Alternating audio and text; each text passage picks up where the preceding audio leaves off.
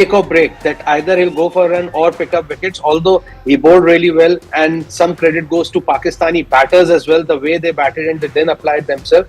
But in that pressure situation, the way Tilak Verma held his nerves and showed a lot of character, I'm going with Tilak Verma.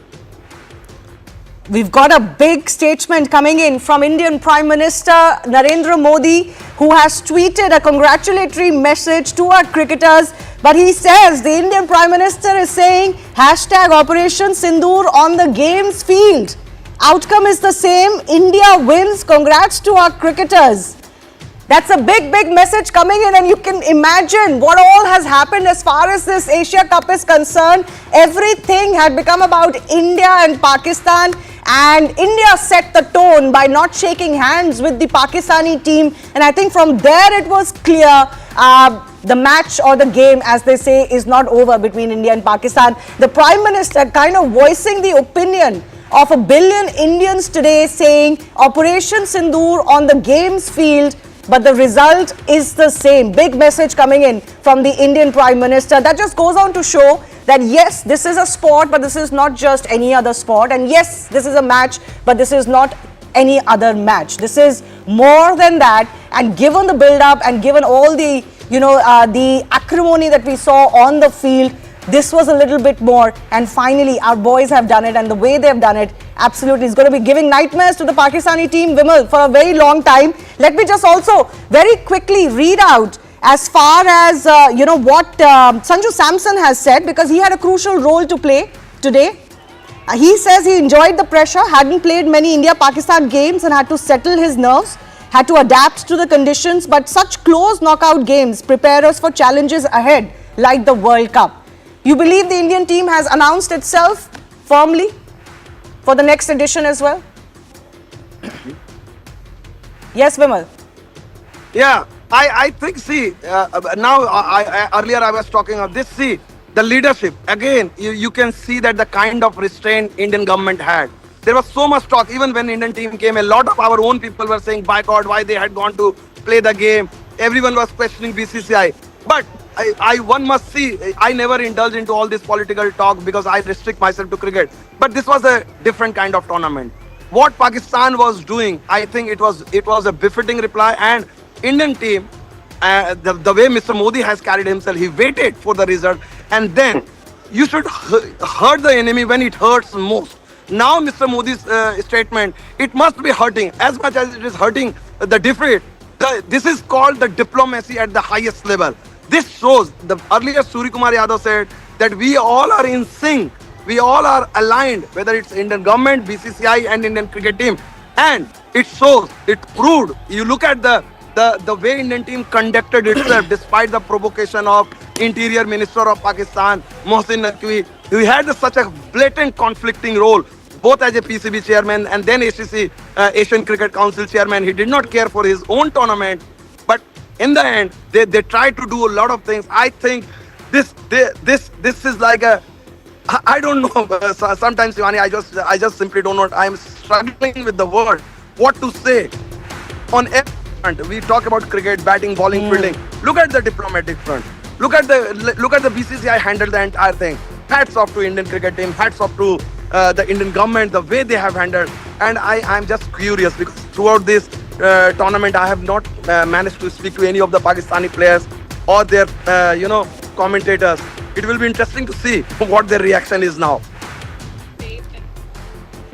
Absolutely. The big message coming in from none other than the Prime Minister of the country, talking about how it's Operation Sindoor on the games field as well. India beating Pakistan. The result stays the same. The Prime Minister says India wins. This is a message that goes beyond cricket, because whether it is antics of the Pakistani team on the pitch where they were talking, making gestures of jets downing, or 6-0, this was the same narrative of the Pakistani administration that the team was taking forward.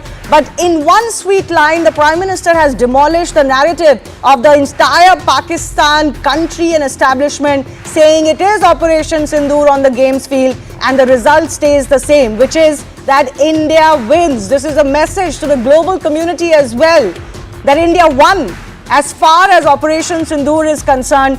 And no matter what, Pakistan may say, no matter what anybody may say, the result is always going to be the same. They can fool only some people some of the times, or maybe in their country everybody all the time.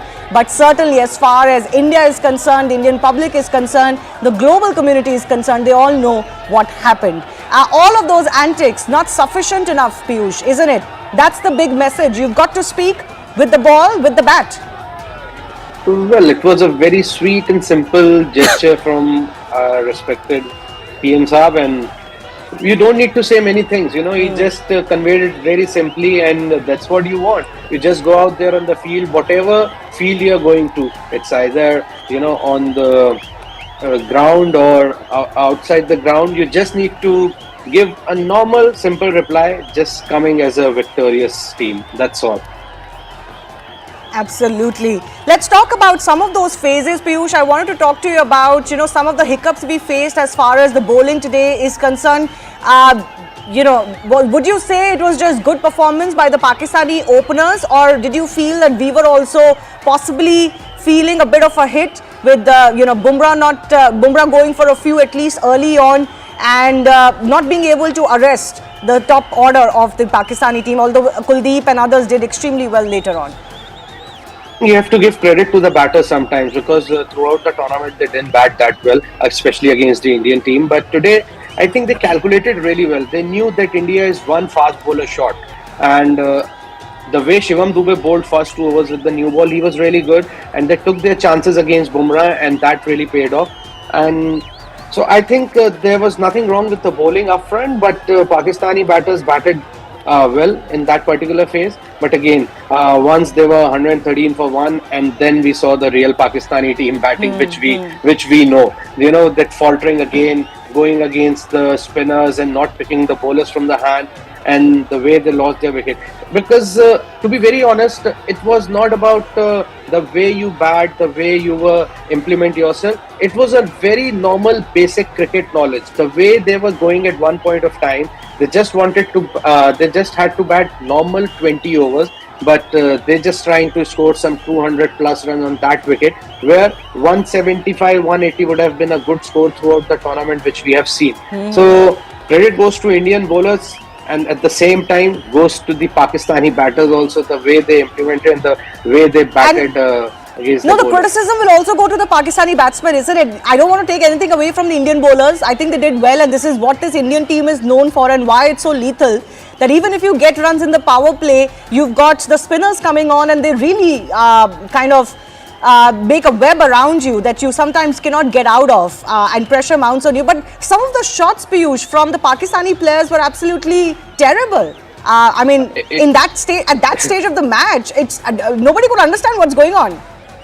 It was horrible. You know, they were digging their grave themselves, because the balls were not there to get the wickets, but the way they played those shots. And if you remember, Shivani, I've said that earlier also, there are a lot of teams who bat same in the first 6 overs and in the last 4 overs. But the team who actually wins the battle, who played smart cricket in those middle overs from 17 to 15 or 16th over, and that's where Indian team dominates. Because if you see the quality of 3 spinners, Kuldeep Yadav, Varun Chakravarti, Akshar Patel.